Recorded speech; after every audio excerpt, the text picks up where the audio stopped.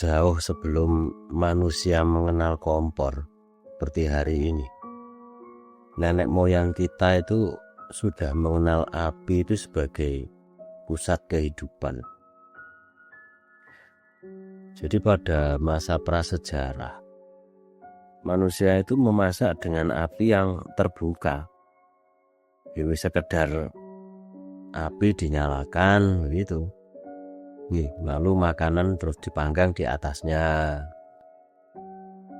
Jadi api ini bukan hanya alat memasak, tapi juga menjadi simbol perlindungan dan keberlangsungan hidup. Kalau apinya nyala berarti ada kehidupan. Oh, ngerti. Iya. Iya. Nah, kalau di Nusantara itu bentuk paling awal dari kompor ya tungku tradisional. Oh, Dalam bahasa kita luweng. Laras. Jadi luweng ini bukan sekedar alat, tapi pusat kehidupan keluarga. Kalau dapur ndak ngebul, ya keluarga berarti sedang tidak baik-baik saja. Nggih. Nah biasanya tungku ini kan terbuat dari tanah liat. Jadi batu bata disusun, terus dikasih lapisan tanah liat, dan bahan bakarnya itu ya kayu. Asapnya mengepul gitu. Jadi kalau kita lihat rumah-rumah zaman dahulu itu dari balik gentengnya itu keluar asap. Itu kan bahan bakarnya nggih saged daun. Iya, daun-daun di sekitar rumah. Nggih, biasane napa lek ngarani daun kelapa niku lho. Biasanya enggak ada. Ada seorang arkeolog Nusantara itu pernah menulis bahwa tungku ini adalah penanda hidup sebuah keluarga. Ya itu tadi lah. Jadi kalau tungku ndak nyala, keluarga ini ya sedang tidak baik-baik saja. Anyep. Omahmu kok anyep njejet ora masak apa piye? Medul blas apa lara kan begitu ya.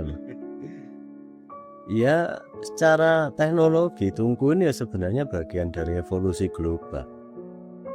Di berbagai belahan dunia, Cina, Jepang, Romawi, tungku tanah liat itu juga sudah dikenal sejak ribuan tahun lalu. Ya namun karena di Nusantara tungku berkembang dengan ciri khas lokal. Contohnya yang menggunakan kayu bakar karena daerah tropis. Daerah tropis jadi banyak kayu, banyak tanaman, banyak tanaman buat untuk perapian lah. Ya, terus sampai ini mempengaruhi arsitektur bentuk rumah atau dapur. Makanya kan dapur orang dulu itu kadang dikasih cerogong asap bagian belakang, setom itu loh. Dulu lek ngarani setom untuk mengeluarkan asapnya tidak di ruangan dapur. Di dapur ndak banyak asap. Selanjutnya muncul lagi perkembangannya itu anglo.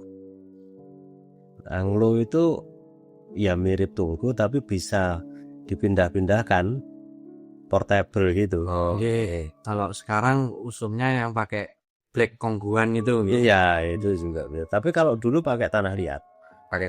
Dicetak begitu, terus dikasih tempat untuk memasukkan kayu. Biasanya itu pedagang keliling yang sekarang masih ada yang pakai. Iya. Kadang bisa diisi areng juga. Kalau anglo ini lebih bisa dibawa pindah-pindah. Ada yang mengatakan lebih hemat bahan bakar.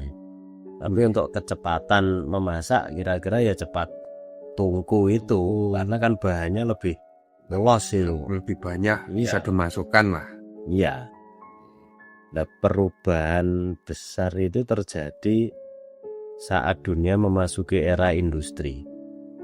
Sekitar abad ke-18 hingga 19 ini ada terjadi perubahan besar. Di Eropa mulai dikembangkan kompor berbahan besi. Mulai ada kompor besi. Dan ini adalah langkah awal menuju kompor modern. Kompor minyak itu dulu kan dari besi. Terus berkembang lagi menjadi kompor gas. Nah, sekarang ini ada kompor listrik. Gitu. Nggih. Lah kapan teknologi ini masuk ke Nusantara? Jawabannya ya kira-kira pada masa kolonial. Iya, abad ke-20-an loh. Iya, pada era Hindia Belanda ini teknologi kompor minyak itu mulai diperkenalkan, Nggih. terutama di kota-kota. Ya namun penggunanya masih sangat terbatas. Mungkin orang-orang kaya. Orang-orang kaya di kota. di zamannya Iya, kalau di desa ya masih masih tetap menggunakan kayu. Ya akhirnya ya melebar ini, pengaruh kompor ini melebar karena mungkin dianggap lebih bersih daripada kayu, Iya, lebih praktis lebih juga. praktis. Bisa menyesuaikan Ya, rumah-rumah dari orang sekarang kan mungkin sudah tidak luas-luas seperti rumah Iya. dulu. jadi mulai bergeser ini budaya dari yang awalnya tungku mengepul terus menjadi lebih bersih. Iya. Mungkin dengan kompor listrik ini lebih bersih lagi, Iya, mungkin lebih. tanpa memunculkan asap Iya. kelihatannya. Kalau dulu kan kompor ini menggunakan minyak terus pakai sumbu. Ya, pakai sumbu. Nanti kalau minyaknya telat sumbunya mudah, Sudah kita ambil satu-satu tarik lagi gitu ya. gitu. Ya apa-apa itu selalu mengalami perkembangan. Mulai dari tungku, anglo menjadi kompor minyak, terus kompor gas, Sekarang listrik nih. bahkan sekarang ada kompor listrik. Itu kan menunjukkan bahwa kehidupan manusia itu selalu berkembang. Iya. Ya kalau masuk di awal abad 21 Indonesia ini memang mengalami perubahan besar melalui itu tadi, kompor gas itu tadi. Nggih. Bahkan ada yang mengatakan apinya biru.